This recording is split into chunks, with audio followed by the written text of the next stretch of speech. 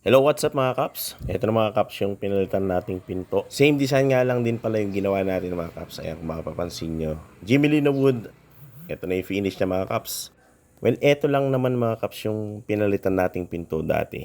Nasira na yung kabitan niya ng doorknob at naagnas na yung ibabaw. Kaya talaga namang recommended for replacement na. Bali yung ginamit natin ditong doorknob at deadlock ay set na, kaya isa lang yung susi na gagamitin dyan mga Kaps. Kung ano yung susi sa taas, ganun din sa baba. So saktong-sakto nga pala mga Kaps, dapat na talagang palitan yung pinto na to. Yung hamba niya goods na goods pa rin mga Kaps kasi yakal yung hamba nito.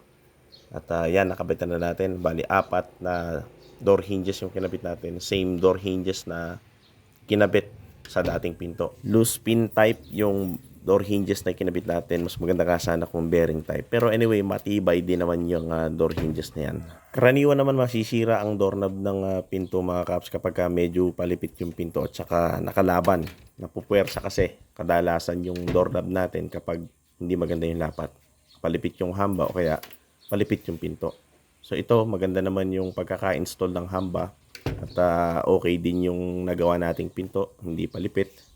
Kaya maganda rin yung pagkakalapat niya mga Kaps. Pag sa doorknob recommendation, pwede naman kayong gumamit dyan ng lever type. Mas maganda nga sana kung yung twist type.